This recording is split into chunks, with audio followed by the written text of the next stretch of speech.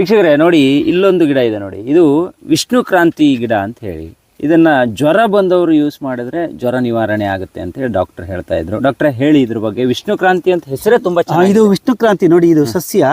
ಇದು ಒಂಥರ ಏನು, ಇದು ಏನ್ ನಾವು ನೆಟ್ಟಿದ್ದಲ್ಲ, ಇದು ತನಿಗೆ ಬರುತ್ತೆ. ಬಹಳ ಒಳ್ಳೆ ಸಸ್ಯ ಇದು.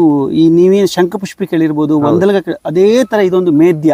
ಅಂದ್ರೆ ನಾ ಹೇಳಿದ್ನಲ್ಲ, ಬುದ್ಧಿ ಚುರುಕಾಗೋದಕ್ಕೆ, ಈ ಮೆದುಳಿನ ಕೆಲವೊಂದಷ್ಟು ತೊಂದರೆಗಳಿಗೆ ಬಹಳ ಒಳ್ಳೆ ಔಷಧಿ ಸಸ್ಯ. ಜೊತೆಗೆ ಜ್ವರ ನಿವಾರಣೆಗೆ ಕೂಡ ಇದ್ರದ್ದು ಕಷಾಯ ಮಾಡಿ ಕುಡಿಬಹುದು. ಇನ್ನೂ ವಿಶೇಷ ಅಂದ್ರೆ ನೀವು ಗಣಪತಿ ಪೂಜೆ ಮಾಡಿಸಿದ್ರೆ ಅಲ್ಲಿ ಪತ್ರ ಪೂಜೆ ಅಂತ ಹೇಳ್ತಾರೆ. ಪತ್ರ ಪೂಜೆ, ಪುಷ್ಪ ಪೂಜೆ ಅಂತ. ಆ ಪತ್ರ ಪೂಜೆ, ಪುಷ್ಪ ಪೂಜೆಯಲ್ಲೂ ಕೂಡ ಈ ವಿಷ್ಣು ಕ್ರಾಂತ ಪುಷ್ಪಂ ಸಮರ್ಪಯಾಮಿ ಅಂತಾರೆ. ಇದೇ ವಿಷ್ಣು ಕ್ರಾಂತಿಯನ್ನು ಬಳಸೋದು. ಎಷ್ಟೋ ಜನ ಇದನ್ನ ನೋಡಿರ್ತಾರೆ, ಆದ್ರೆ ಅದ್ರ ಬಗ್ಗೆ ಇದೇ ವಿಷ್ಣು ಕ್ರಾಂತಿ ಅಂತ ಗೊತ್ತಿರಲ್ಲ. ಬಹಳ ಒಳ್ಳೆ ಔಷಧಿ ಸಸ್ಯ ಇದು. ಮೇದ್ಯ, ಬುದ್ಧಿಶಕ್ತಿಗೆ, ಜ್ವರಹರ, ಜ್ವರಕ್ಕೆ